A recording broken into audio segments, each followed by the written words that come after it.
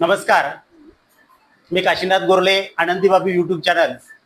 परवाच्या दिवशी काही कामानिमित्त राजापूरला आलो असता येथे काही लोकांची फसवणूक झाल्याचं समजलं होतं आणि त्या माध्यमातून माझ्याशी संपर्क केल्यानंतर मी सुद्धा एक व्हिडिओ केला होता. आपण सर्वांनी तो व्हिडिओ पाहिलेला आहे. पण तो व्हिडिओ पाहिल्यानंतर मला एवढं वाईट वाटलं की आपल्या कोकणातील लोक साध्या साध्या आमिषांना बळी पडतात.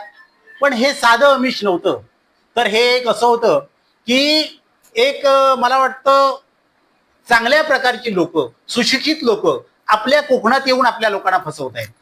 मी आता आपल्या समोर एक पुरस्कार दाखवतोय. हा जो पुरस्कार आहे हा 2024 साली समाज क्रांती विशेषांक व अन्वय ग्राफिक्स यांच्या विद्यमाने एक कार्यक्रम आयोजित केला होता. या पुरस्काराचं स्वरूप जर पाहिलं तर या पुरस्कारामध्ये संविधान संवाद व भारतीय संविधान गौरव सन्मान पुरस्कार देऊन या सुमित्राजी पाटील यांना गौरवण्यात आलं होतं. म्हणजे याच्यावरून आपण विचार करू शकतो की खरंच एक शासकीय किंवा मोठा पुरस्कार मिळालेला उद्योग आहे आणि त्या उद्योगामध्ये ही लोक सहभागी होत आहेत. लोकांनी अगदी एकमेकाला सांगून एकमेकाच्या माध्यमातून सगळी लोक एकत्र आली होती.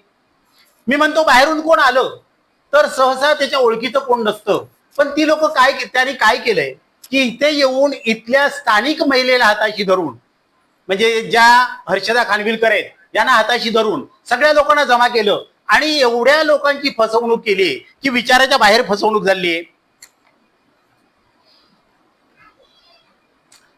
समाजात समानता, बंधुत्व, स्वातंत्र्य, न्याय या सर्वाधिक मूल्यांच्या प्रचारासाठी केलेल्या कार्याबद्दल या सुमित्राजी पाटील यांना सन्मानित केलं होतं. त्याच्यानंतर देशाची एकात्मता, देश महासत्ता बनवण्यासाठी आणि एकात्मता टिकवून ठेवण्यासाठी केलेल्या कार्याबद्दल त्यांचा गौरव करण्यात आला होता. म्हणजे किती महान पुरस्कार आहे. तसंच या सन्मानाच्या वरच्या बाजूला सर्व भारताच्या थोर समाजसुधारकांची आणि महापुरुषांची चित्र सुद्धा आहेत, म्हणजे फोटो सुद्धा आहेत. याच्यावरून या पुरस्काराची आणि पुरस्कार स्वीकारणाऱ्याची महानता काय असेल याचा आपण सर्वांनी विचार करा. आता आपण हा पुरस्कार बाजूला ठेवूया. त्यांचे आम्ही सगळेच पुरस्कार बघितलेत, परंतु आज फक्त तुम्हाला एकच पुरस्कार दाखवतोय. मी शासनाला असं विचारू इच्छितो, ह्या सर्व लाडक्या बहिणी आहेत, लाडक्या बहिणींना पैसे दिले जातात, पण ते पैसे त्यांच्या खात्यात जमा झाल्या सरळ सरळ त्यांच्या हप्त्यामध्ये कापले जातात. म्हणजे जो त्यांना लोन दिलं होतं त्या लोन मध्ये सगळे पैसे कापून घेतले जातात. मी मुख्यमंत्र्यांना एक प्रश्न विचारतोय की या लाडक्या बहिणी तुमच्या नाहीत का?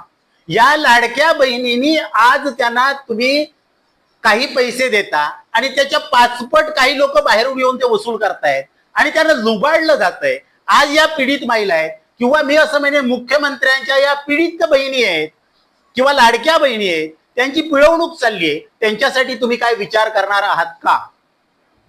दुसरा प्रश्न असा आहे, आपण या सगळ्या तुमच्या लाडक्या बहिणींना किंवा महिलांना प्रश्न विचारणार आहोत, पण तरी सुद्धा शासनाला आणखी एक प्रश्न मी विचारतोय की शासनानं आजपर्यंत कोकणात कुठचे उद्योगधंदे आणले जेणेकरून या महिला काम करतील?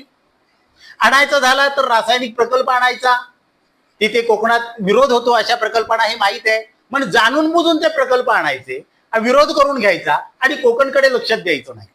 समजा येथे असणाऱ्या कच्च्या मालावर प्रक्रिया करण्याचा विचार जर केला तर आज कोकणातल्या सर्व महिलांना, सर्व मुलांना, सर्व पुरुषांना इथे रोजगार मिळू शकेल. पण शासनाला ते करायचं नाहीये आणि त्या माध्यमातून आज हे जे चाललंय, मला असं वाटतं की कदाचित ह्या ज्या महिला फसवणूक करतायत त्यांच्या मागे कुठच्या राज्यकर्त्यांचा हात आहे की काय, आणि तो जर असेल तर त्याचाही आम्ही नक्की शोध लावू. पण तुर्तास किंवा तोपर्यंत आपण महिलांचीच बाजू विचारून घेऊया.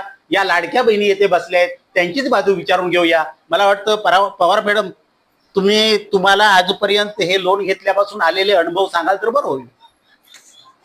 मला लोन घेतल्यापासूनचे अनुभव म्हणजे सांगायचं झालं तर मी स्टार सखी म्हणून लोन घेतलं. त्याच्यात तिने मला बँकेकडून मला 263 लोन पास झालं.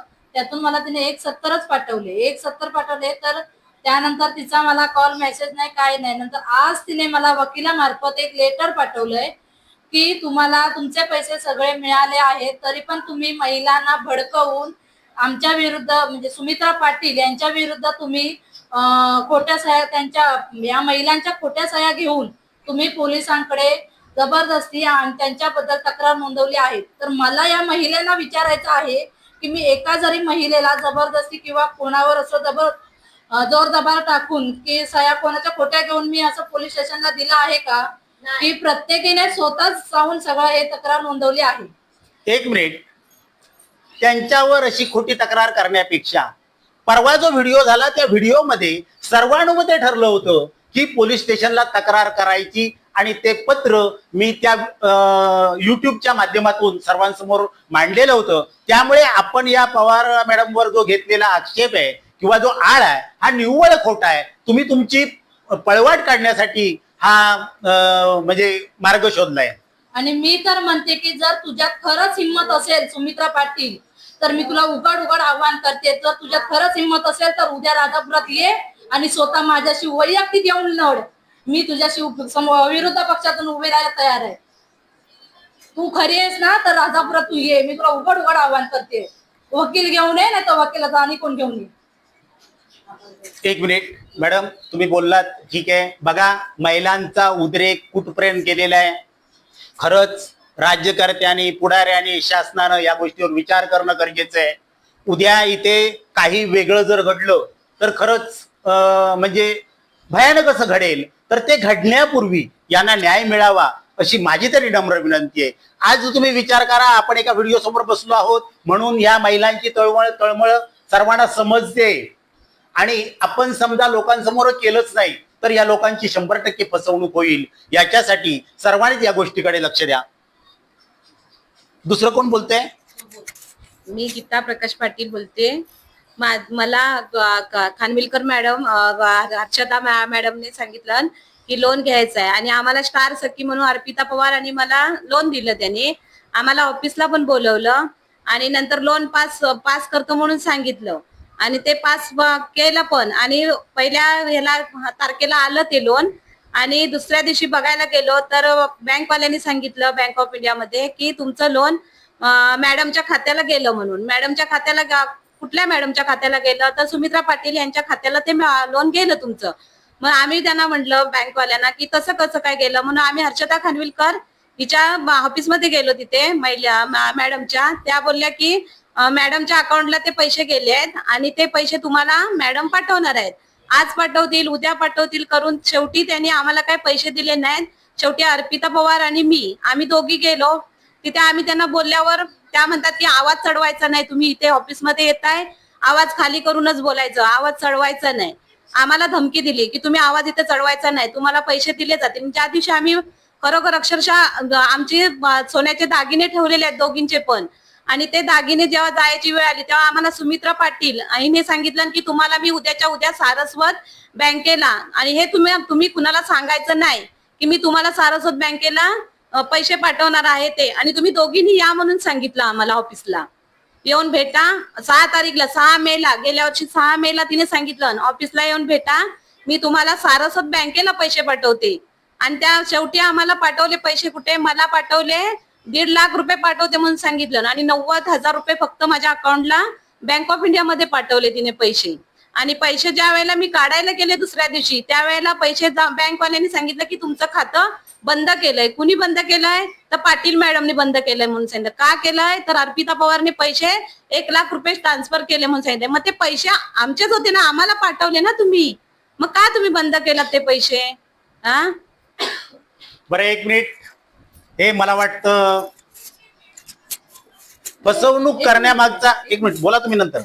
फसवणूक करण्यामागचा उद्देश बघा. आज जवळजवळ 2 वर्ष या व्यवहाराला झाली. 2 वर्षामध्ये त्यांनी हळूहळू हा या व्यवसायासाठी लोकांना पैसे देतो म्हणून सांगितलं, पैसे म्हणजे लोन दिलं, मशिनरी दिली, त्यांचा उद्योग चालू केला. 5-6 महिन्यात त्यांनी बहुतेक सगळं राजापूर कव्हर केलं. आणि हे सगळं झाल्यानंतर म्हणजे त्यांना पुरेशी लोक मिळाल्यानंतर हळूहळू त्यांनी तो व्यवसाय बंद केला.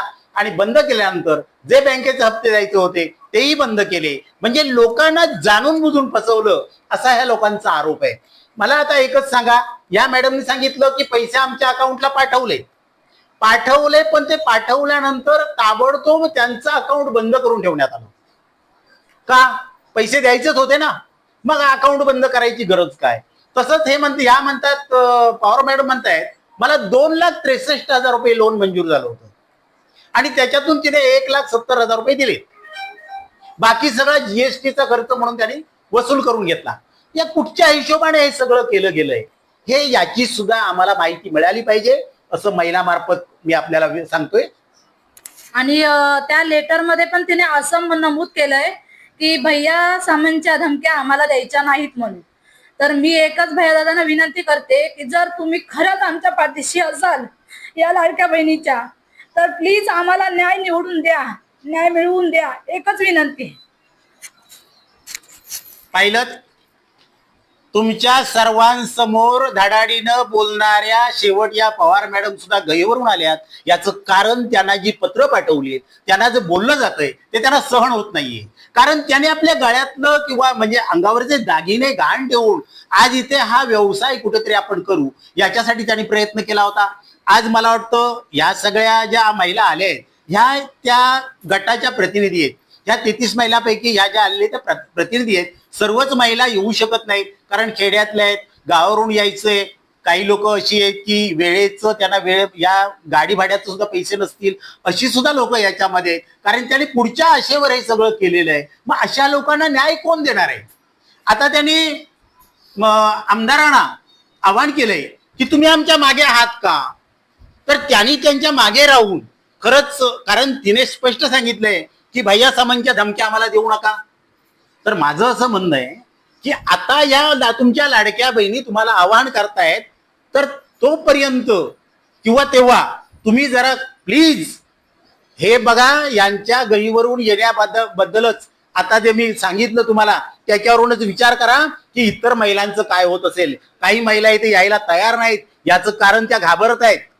तरी सुद्धा अजून काही महिला जर बोलणार असतील तर त्यांना आपण बोलायला देऊया. कोणाच्या काय व्यथा आहेत हे आपण समजून घेऊया. आम्ही काय तिला आम्ही बघितलं नव्हतं. हर्षदा खानविलकर आमच्या घरी आलेली आणि तिने सांगितलं की म्हणजे घरी बसून काम आहे म्हणून मशीन देणार, मग तुमच्या नावावर लोन केलं जाईल आणि त्या लोनचे पैसे बँकेत येतील. तुमचे हे काय ते पगाराचे पैसे बँकेत येतील, त्यातून हप्ते कापले जाणार. तुमच्याकडे काही सुद्धा नाही, ते आम्हीच कापून घेऊ आणि उरलेला तुम्हाला पगारात देऊ अशी बोलली.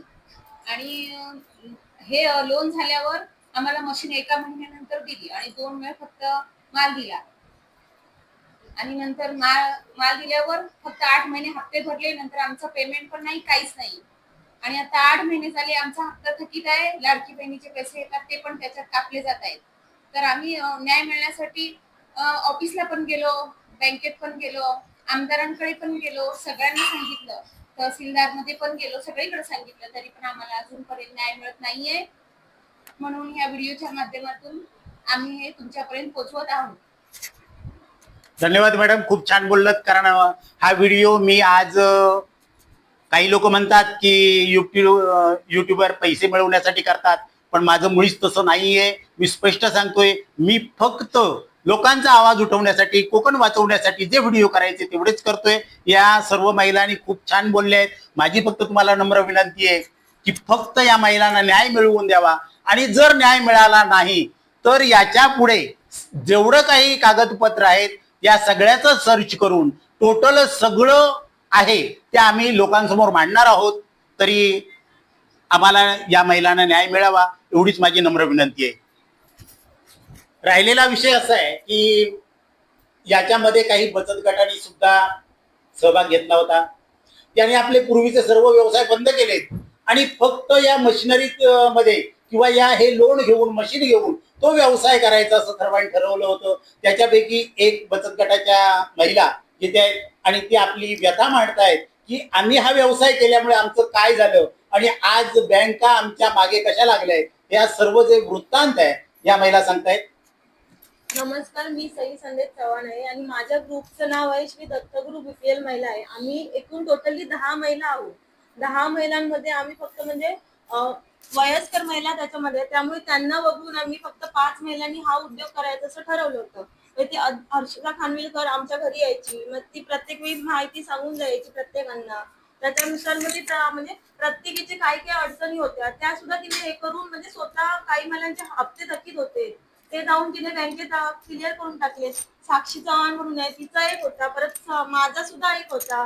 तिने ते हप्ते म्हणजे टोटली शेवटचा एक हप्ता होता तो सुद्धा तिने भरून रेग्युलर करून घेतला आणि बँकेला ते स्टेटमेंट घेऊन दिलं की ह्यांचे सर्वांचे हप्ते व्यवस्थित चालू आहेत म्हणून, असं तिने ते लेटर घेऊन दिलं. परत आमचं कसं ग्रुपचं की जे सीआरपी वाल्यांकडून जे लोन स्टेटमेंट घ्यावं लागतं म्हणजे वर्षाची जी बचत वगैरे होते आणि यांचं लोन स्टेटमेंट कसं वगैरे म्हणजे त्यांचे व्यवहार कसे चालतात हे त्या सीआरपी वाल्यांकडून घ्यावं लागतं. त्याच्यासाठी ती लांजातून ती घेऊन सुद्धा आली खानविलकर. त्याच्यानंतर मग तिने हे सुद्धा आम्हाला माहिती होतं की ती तिकडून घेऊन आली. ती घेऊन आल्यानंतर आम्हाला बोलली की आम्ही लांजातून तुमचं ते सीआरपी वाल्याकडून सगळं डिटेल तुमचा डेटा घेऊन आली आहे म्हणून एवढं सांगितलं. त्याच्यानंतर मग ती बँकेमध्ये आम्हाला सर्वांना म्हणजे घेऊन गेली. त्याच्यानंतर तिने अर्ध्यांच्या सह्या खोट्या सह्या मारल्या गेल्या. परत म्हणजे आमच्या त्याच्यानंतर मग लोनचे हप्ते जेव्हा रेग्युलर जात होते तोपर्यंत सर्व महिलांचं ठीक होतं किंवा त्याच्यानंतर मग त्या कामासाठी आम्ही काही कामधंदे होते ते आम्ही सोडून दिले. काही मेस चालवत होती त्या चपात्या भाकऱ्या त्यांनी ते बंद करून टाकलं. त्याच्यानंतर मग हे कसं एकामार्फत म्हणजे मशीन मिळाल्यामुळे कसं ते मिळणार होती म्हणून आम्ही त्या उद्योगामध्ये पडत होतो. त्यामुळे कसं बाकीचे धंदे बंद केले. मग आम्ही सिद्धी चव्हाण बोलतायत. मी सिद्धी सिद्धेश चव्हाण या ग्रुपमध्ये आहे.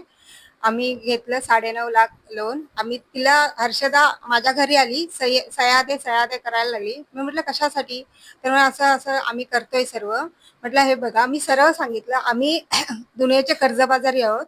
जर काय हे होणार असेल सक्सेस तरच आम्हाला द्या, नाहीतर नसते उद्योग आमच्याबरोबर करू नका. तर नाही, माझ्यावर विश्वास ठेवा, असं करा तसं करा. म्हटलं हे बघा, आमचे हप्ते मी सरळ ह्या भाषेत सांगितलं की एकही महिला लायकीची नाही आहे की ते हप्ते भरायला. जर देणार असेल तर नीट काय ते द्या, आम्हाला असले काय हे करू नका म्हणून. तर म्हणाले हा ठीक आहे, माझ्यावर विश्वास ठेवा, आता मशीन तुमच्या येतील, असं होईल तसं होईल. असं करून 20 महिने झाले, अजून आम्हाला काही दिलं पण नाही. आणि उलट आता ते मॅडम फोन लावते, धमक्या देते, मेसेज टाकते आणि आम्हाला सांगते ह्या टाइम, काल सांगितलं मला 8 वाजता आम्ही फोन लावतो. माझे दीर जावा दोघी तिघी जण आम्ही महिला एकत्र आलो. 10 वाजेपर्यंत तिची वाट बघितली, एकही कॉल तिने उचलला नाही. आणि दुसऱ्या दिवशी सकाळी आज हा मेसेज टाकत होते, आम्ही असं करणार होते, मी तसं करणार होते. ही कसल्या धमक्या देते?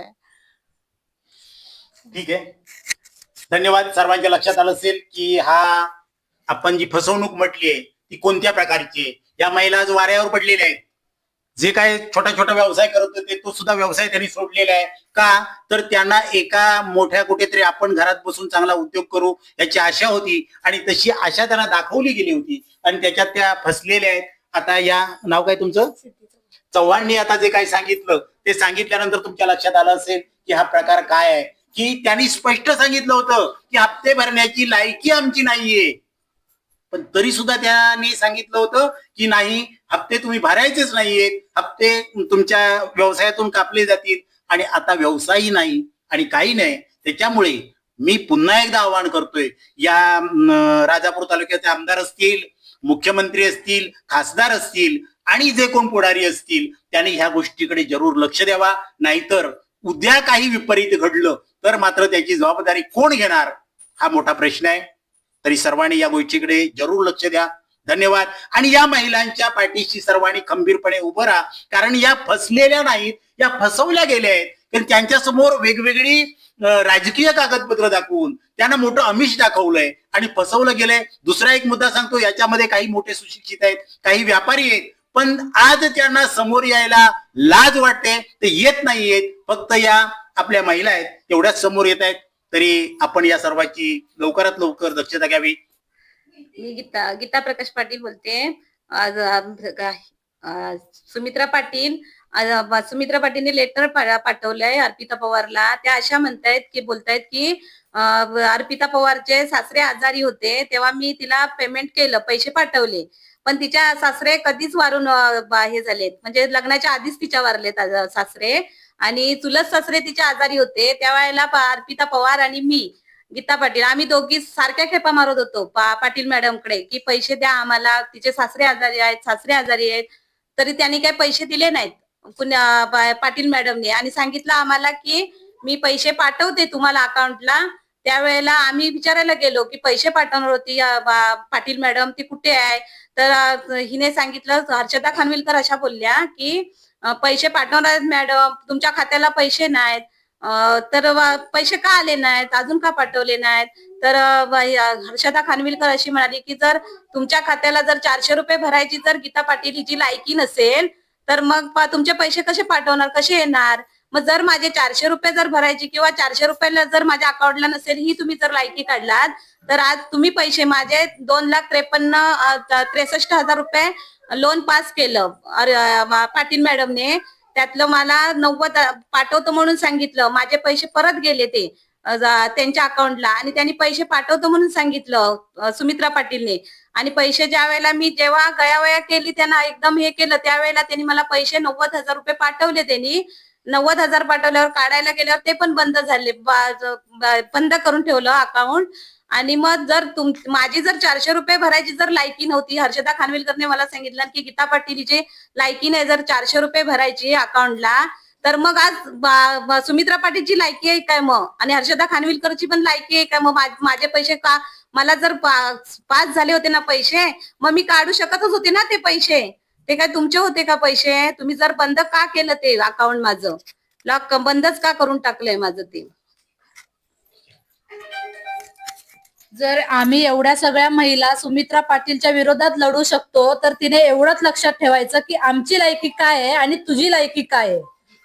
कळलं का? हे एवढंच तुला सांगते. आणि खरंच मी मगाशी बोलल्याप्रमाणे जर तुझ्यात खरंच हिंमत असेल तर तू माझ्याशी वैयक्तिक येऊन उद्याच्या उद्या राजापुरात येऊन माझ्याशी लढ. तू, मी आहे ते राजापुरातच आहे, ये तू. आणि तुझ्यासोबत हर्षदा खानविलकरला पण घेऊन ये, कारण जेव्हा तू राजापुरात हे प्रकरण आणलंस तेव्हा तू प्रत्येक वेळी हर्षदा खानविलकरलाच पुढे केलंस. मग आता पण लढताना तिला सोबतच घेऊन ये. तिला बाजूला करून तिला तू सेफ करतेस, हे काय आम्हाला कळत नाही का? एवढं काय आम्ही अडाणी नाही आहोत. सुमित्रा पाटील आणि तू ज्या वकिलामार्फत लेटर पाठवलेस ना मला, किती लेटर बनवलेत ना, त्याच्यातच तुमचा खरेपणा किती आहे हे आम्हाला माहिती आहे. आणि लेटर मी बोरुले दादांना सांगणारच आहे की या युट्यूबला तुम्ही टाका म्हणून, म्हणजे तुम्ही किती खरे आहात आणि आम्ही किती खरे आहोत हे प्रत्येकांना कळेल. धन्यवाद. आपण खूप काही लोकांसमोर मांडले, म्हणजे जनतेसमोर मांडलंय. जनमानस याचा नक्कीच विचार करेल, याच्याबद्दल मला सुद्धा खात्री आहे, तुम्हाला पण खात्री आहे. तरी आज आपण एवढ्यावरच थांबतो आहोत. आणि समजा याचा निर्णय नाहीच लागला, याचा कुणी न्याय दिलाच नाही, तर आपण पुढे सुद्धा हा कार्यक्रम चालू ठेवणार आहोत, अशी या महिलांतर्फे मी आपल्याला आश्वासित करतो. धन्यवाद.